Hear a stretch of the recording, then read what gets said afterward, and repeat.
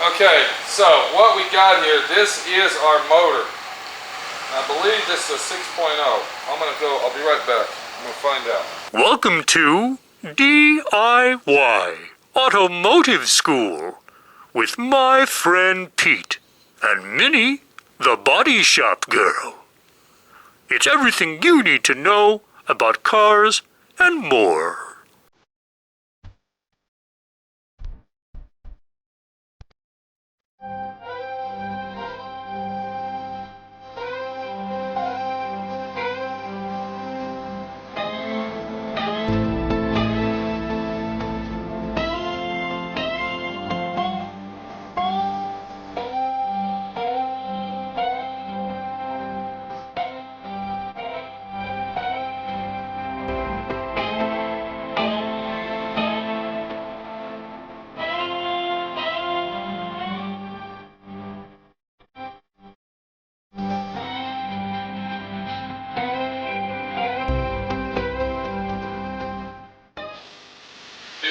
Hello? You tell him what we did? No, because you talked to Rick right there. I said to tell him. Well, I said tell him what you did to the motor. We stripped it down a What little did you bit. do? We took the wire harness off and we took the headers off. What kind of wire harness? The factory wire harness. The factory one. Alright, so we stripped it all down. What else we take off? This About the fuel line. The fuel line brackets and Yeah? fuck else did we take off? The Headers? Yeah, I already said that. Got the headers. Yeah, I said that. But Because we're going to change the headers to Camaro headers. we took the oil stick out. We're gonna take the oil pan out. Took the dipstick out because why? Because it was in the way of the bolts of the headers. Because we're going to change the oil pan out anyway. We got to change the oil pan out. We're going to put Camaro headers on it for clearance. So we basically got the motor completely stripped down to what we need stripped to go ahead and install it in the vehicle. How long did that take us? Like 30 minutes, 45 minutes. Took more like an hour and a half. Take us You were having so much fun, it felt like that. Alright, so basically what I had Clown 903 do is he went ahead and stripped it down like he just said. Now, when you're doing an engine like this, you want to strip it down. You want to get everything off of the engine possible because you're going to put a brand new wire harness on it. You're going to put brand new motor mounts. Speaking of motor mounts,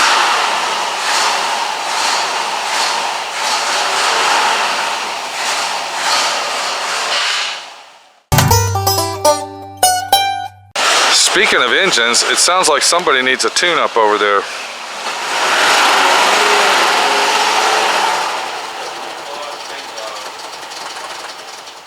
Alright, so what we're ready to do now is we need to install our motor mounts. Now, you got two motor mounts for this. You got motor mounts that go on the motor itself, and then you got the motor mounts that go on, what is this called? front end. Cross member. Motor carriage. Frame! You know, I'm trying my hardest. Really, I am. So, if you remember correctly, we went ahead and ordered this kit right here from that company that I mentioned earlier. And it comes with everything needed, including, which I really thought was pretty unique, all of the miscellaneous nuts and bolts required to install the motor into the car. And as you can see, all the nuts and bolts are grade 8 nuts and bolts. Alright, so that's another plus for this company. I believe that this is really going to be a situation that says, wow, that was an easy installation. So the first thing that we want to install is we want to install our motor pads. Now, I call these pads because these are going on our cross member. So let's go ahead and find the nuts, which are aircraft grade 8 nuts. Alright, we're going to go ahead and get all those. And then we're going to need the nut and bolt situation right there. So if we got 3 here, 3 there, we're going to need 6 washers flat. Alright, there's 4, 5, 6, just like that. And now we're ready to install these. The situation you have with this company, there's a right and a left. They do not call them right and left. These are idiot proof. They call them driver's side, passenger side. That means if you're sitting in the side where the steering wheel is and you're driving the car, guess what? That's the side that this one goes on.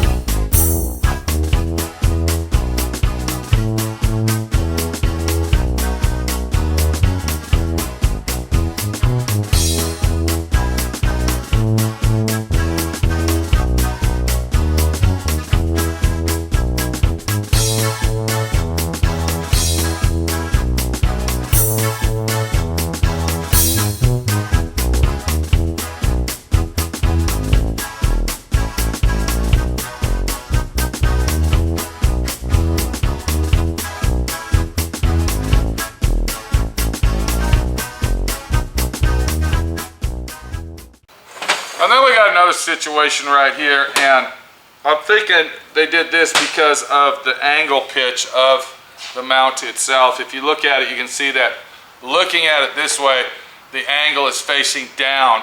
So if you put these in backwards, all right, they would be facing up. So what they did to make another idiot-proof situation happen is they went ahead and put top. You see right there it says top, T-O-P. That means that that would actually face the top of the engine. Now there's not a left and a right on these, or should I say passenger driver, okay, for all the idiot-proof situations. So I'm presuming that this is a universal either side action going on here. Bam, bam, bam. So what we'll do is we're going to start out by installing our frame motor mount pads.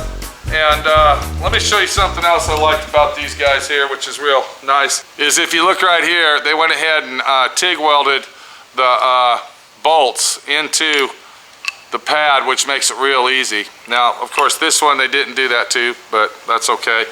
They did it to the two top ones, which are the hardest ones to get to. Did I mention the word driver? Did I say that yet? That's important. Real fucking important. Now, another way that you can tell which side is the driver's side and passenger side on the frame is always remember the driver's side is where your gearbox is. This happens to be a power steering gearbox, which is always mounted on the driver's side, which is the left side of the vehicle. And the way that you calculate left or right on a vehicle is when you're sitting in the driver's seat and you have your arm hanging out the driver's door, what arm is it? Exactly, it's the fucking left arm.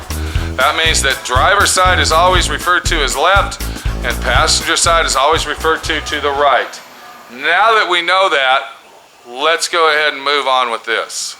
So what we're going to do is we're going to take our motor mount and we're going to take our aircraft 8 grade nuts and bolts off. And I want to show you how nice these fit. Look at that. Wow.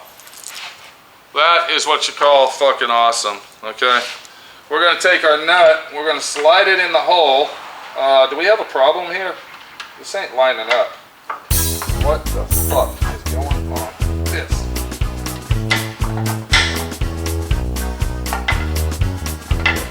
I was actually talking good about these guys.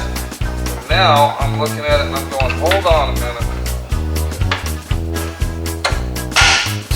There we go. Okay. So then we got those in there. The next thing we need to do is we're going to reach up behind the frame structure up inside here, and this is where it gets a little tricky because when you got all your front suspension bolted on here, it's pretty hard to get to these nuts right here. You see what I'm showing you here, guy? Yeah. We got to take a washer and a nut, and we got to get up inside here. There's a little hole right here that's a pain in the ass, and we can also reach right up in through here, see? We got to put a nut and washer on each one of those, and then behind this fucker here, which is now getting to be a pain in the ass, here it is right here, I'm feeling it, we got to put a nut and washer on that. What we got to do is get up in there and get that done, bud. Alright, and don't drop those nuts and washers in that frame because we don't have any more. We'll have to go buy them. And I'm really not in the mood to go fucking buy any more bolts and nuts for this. So if we watch 903, you can see the angle and the situation of what he's got to do to install those bolts. If you look right there where the spring is, and there's a little hole right there, you got to get up in there. If that was me doing that, just a suggestion of, you know, kind of idiot-proof right and left, drivers and passenger, I would probably have a creeper be laying down on the creeper so I can get up in there with my hand and possibly a flashlight. Hopefully that gave Darren a suggestion that says, hey, my friend Pete is right. What are you thinking, dude? Yeah, I think my friend Pete is I think maybe you ought to get some safety glasses on in case nothing falls in your eyes. So we won't sit here for an hour and 45 minutes watching Darren put in 6 bolts and 2 nuts. But what we will do is we will come back after he's got those on and show you how to install the driver's side, passenger side motor mount onto the engine.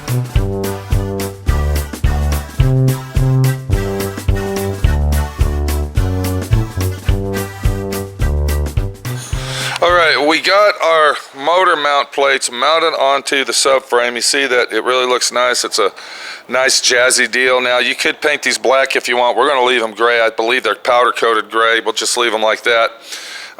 They really look good. I like them. And they went on really, really easy. That took approximately an hour to put those on due to the fact that the control arms, the lower control arms are installed and all the suspension's installed. So it's kind of tricky to get up in there and put those on, but taking your time and having the right tools will get her done and do it right. So now that that job's done, the next thing we're going to do is go ahead and install the motor mounts that actually go on the motor. Once again, very, very easy to understand, very, very idiot proof. You can't go wrong with this idea. This is a mix match set. Doesn't matter if it's on the driver's side, passenger side, left or right. Remember that. And all you got to do is remember this is the top. That's a nice situation. You can see that the angle right here, you can see the angle on that. It's straight at the bottom and it has like a 30-degree angle on the top. Whereas if we turn it over, all right, you see what I'm saying? This would be upside down where the straight edge is on the top and the 30-degree angles on the bottom. So what we got to do to install those is we got to get these manufactured GM products off of the motor. Now these are our original motor mounts right here. It's got a heat deflector shield that looks like it's keeping the heat off of that area. Do we need to put that back on, my friend Pete? Do we need to put that back on? And will it go back on with the motor mounts that we have, the aftermarket style we're going to install? My personal opinion, I don't see any reason why we need to keep the heat shields on that motor mount area. Let's go ahead and get that off. Let's see what it looks like, and hopefully our answers will be answered as we're working on the car and taking everything off that needs to be taken off to put everything back together. Okay, so I'm looking at the motor mount that is placed in position here, and I don't see anything why we would need this heat shield other than keeping the heat off of the rubber that surrounded the factory motor mount. Let's go ahead and get this thing off and see what we got.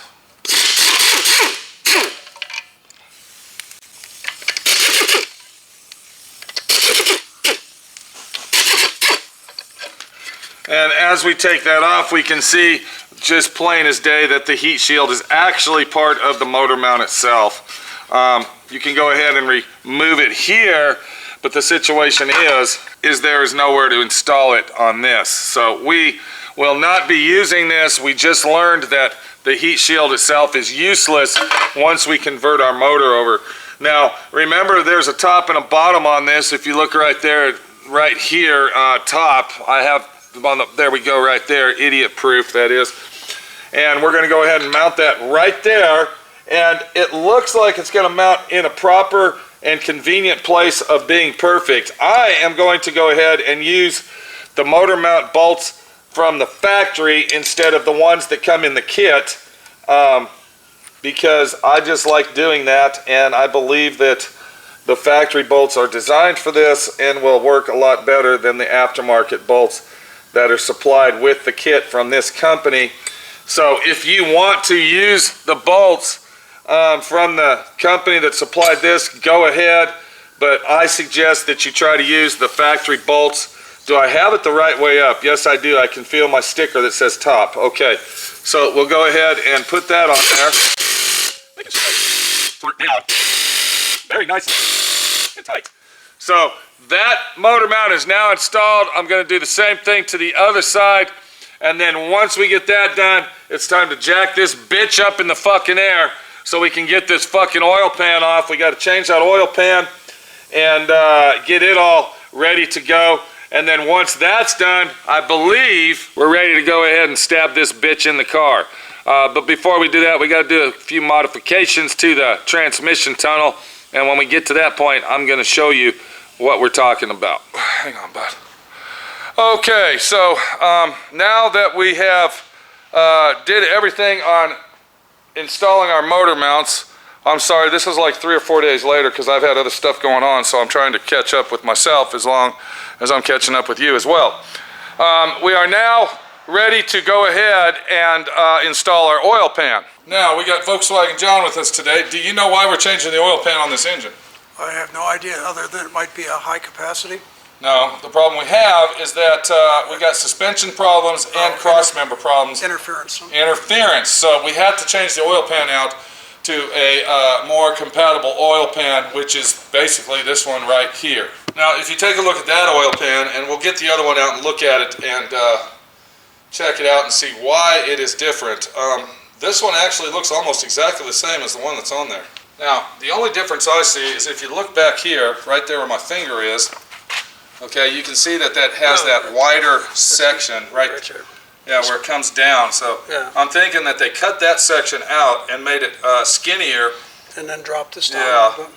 And then what that will do, that will give the frame more clearance right there in the center where the cross member is, so you don't have to notch out your cross member. Because I've done that before as well, before they came up with all this fancy high-tech stuff. See? I saw a Chevy engine that had been put in a car years ago, Right. and they had an interference with the Oil pan. oil pan, so they drilled a hole in each side and put a pipe through it. Put a pipe through it? Yeah. Classy, huh? Oh, that was real fancy. Yeah. Why would they do that? Southern engineering. So they could put the tie rod through it. Really? Yeah. Huh. That's a little redneck action going on with that angle. Southern engineering, Yeah, it's called, yeah. yeah. Well, see, back in the day, before this company arrived and other companies that are popping up everywhere, you basically had to make your own motor mounts from scratch. Right. And another thing is you had to buy these adapter plates that actually bolted on here to use the factory motor mounts. So I was telling everybody out there, this company right here actually makes a bolt-in situation, as you see, and goes right on. So we're going to check out and see how good this little operation is. So it should be well engineered, or better Hopefully. engineered. Better So engineered. far, everything looks like it's working out pretty good, to be honest with you. Good. So, anyway, let's go ahead and get this oil pan off and go from there. I'm sorry, what was that, Beth? I said it looks like there's more special parts available now. Yes, than there was is. 5 years when these things. 5 years ago, I put one of these motors in a 61 Chevy truck. It was about 8 years ago, and I had to modify everything. Motor mounts, Right. I had to modify the cross member, I had to do basically everything and make everything from scratch to put this motor into a 61 Chevy truck. I just got done putting one in a 65 Chevy truck 2 years ago and basically had to do the same thing. Modify everything. I had to make my own cross member for the transmission. I had to make my own motor mounts, the whole 9 yards. This is the first time I've ever used this setup right here, and it looks like the more and more people are using these things, the more and more companies like this are popping up with aftermarket parts to actually go ahead and Make it a do-it-yourself. make it a do-it-yourselfer at home. Just like this oil pan that we're replacing here. This is a special oil pan that this company makes or designs for this specific application. So let's get the oil pan out so we can get the other one in. I need a little pry bar or a screwdriver. Can you give me a screwdriver? I gotta get this wire harness off of here, and I don't want to break this flathead screwdriver. Looks like this thing pops off of here somehow. Do me a favor. Look at this. See this black bolt right here? Right there. Can you take that out with this, please? There you go. Okay. We'll put that in our cup. Where'd our cup go? Here it is. Right here. Always use a cup for all your nuts and bolts. I always use separate cups for every part of individual thing that I do. There you go. Okay, and then this here should, there we go. All right. All right, you got this harness over here. Yeah, just leave that right there. Okay, if you can swing that. Okay, hold on, this is plugged into a sensor right here or what? Well, there's a sensor here, and there's a ground strap over here. Okay, let me see something here. Now that's caught on there. Can you unplug it or? Yeah. We're just gonna cut the wires here because I got a brand new wire harness. So hang on. I don't want to throw this wire harness away yet. I want to keep. Don't throw anything away from the job. That's right. Okay, what's it hooked on over here, John? What is this? There's a ground strap. Oh, this thing here. Yeah. Cut that for me. You sure you want to cut that? Yeah. I don't know. It's just a nut that I can take. Is it a 10 millimeter? Let's try it.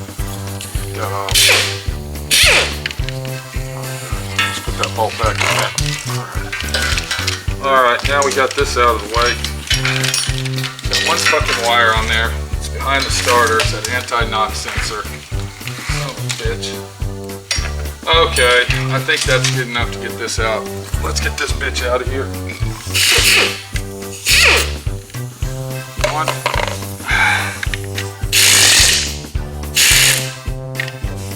Give me that little short. Give me the extension and the 10 millimeter right across from this one, a little short one, 6-point. A small extension.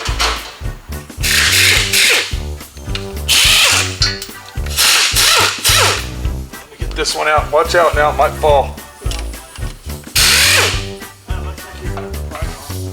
I think I got them all out. How about that one in that very back far corner underneath that black cover? I don't think. Right here, there's a black cover over on the corner here. Let's see if we can get that bitch out of here. Here it comes right here, dude. Okay. Let's get that bitch out of there. Can you grab that over there, John? The pan's off. Huh? The pan's off. Hang on, we gotta take it out the back, dude. Alright, pull it out. Watch the camera. All right, we got the oil pan out. Now what we got to do, we got to go ahead and replace this piece right here, all right, this shield, and we also got to replace our pickup tube. Let's look at the oil pan and see what the difference is in the factory oil pan versus the aftermarket one. All right, John, what's going on, bud? What's the difference between the aftermarket versus the factory here? What are we looking at? About $300. 300 bucks? I see a big difference right here. Look what we got here, how much meat we got going versus this right here, dude. It's much shorter here. It's a lot shorter. It's a lot more compact. It's much shorter this way. Yeah, and I'm thinking it's going to hold less oil. So what we got here, the difference is we got this body of the oil pan is actually bigger than this body, and it's going to give us a lot more clearance room using this oil pan versus this oil pan. Basically, that's all we really got to explain. So you got to have this oil pan to install your engine into this car right here.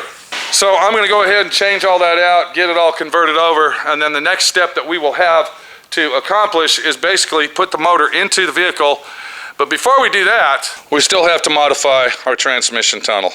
We'll be back as we get the installation of the 6.0 bad boy son of a bitch LS2, I guess it is, LS2, fuel injection motor into the 66 Chevelle. Would you do this if you had this whole car? No. Or would you keep the factory drivetrain?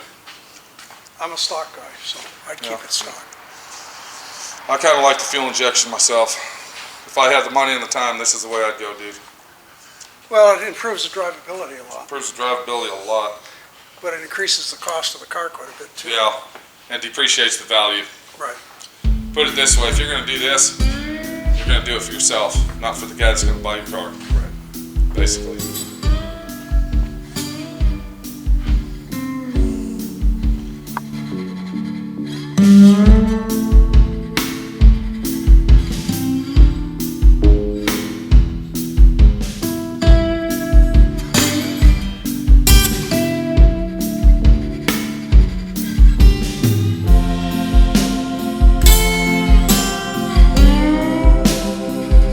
Thanks for watching D.I.Y. Automotive School.